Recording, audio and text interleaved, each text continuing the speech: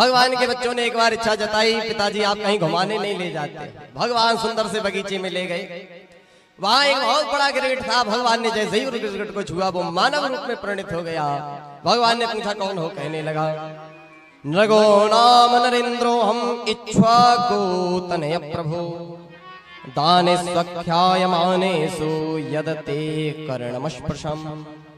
प्रभु मेरा नाम नृग है, मैं बड़ा ही ताली, लेकिन दान में एक गड़बड़ी हो गई, इसलिए इस नृग योनि में आना पड़ा, इस गिरगिट योनि में आना पड़ा। गलती से एक ही गाय दो ब्राह्मणों को दान हो गई। भैया दान में गड़बड़ी नहीं होनी चाहिए, ये दान बहुत खतरनाक चीज है। और ना ही दान का धन कभी खाना चाहिए। ब्राह्मणों का धन इसीलिए खाने को मना किया जाता है क्योंकि ब्राह्मणों के घर में दान का धन होता है, और दान का जो धन होता है वो दूषित धन होता है। भैया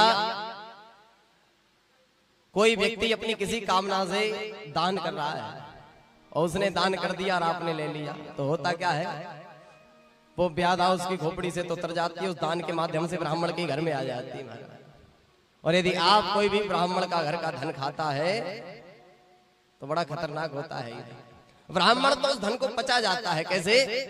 जो ब्राह्मण शुद्ध सात्विक होता है, गायत्री का जप करता है, संध्या वंदन करता है, संध्या वंदन के बाद गायत्री की जब ब्राह्मण उपासना करता है तो एक विशेष अग्नि प्रज्वलित होती है और उसी गायत्री माँ की अग्नि में जलकर वो सारे पाप ध्वस्त हो जाते हैं।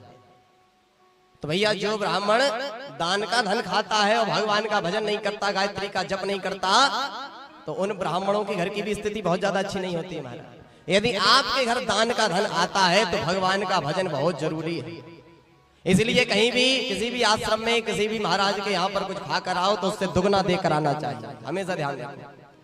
क्योंकि ब्राह्मण तो उस धन को गायत्री का जप करके पचा जाता है, लेकिन आप नहीं पचा पाओगे। ये दान का धन बड़ा खतरनाक होता है। दान मान को टुकड़ा या के 9 अंगुल दांत, भजन करेगो पचेगो नहीं फारेगो आंत। ये दान का धन होता है। यदि भगवान का भजन नहीं करोगे तो नहीं पचा पाओगे। ये आंत फाड़ कर बाहर निकलता है, तो इसलिए दान का धन कभी नहीं खाना चाहिए।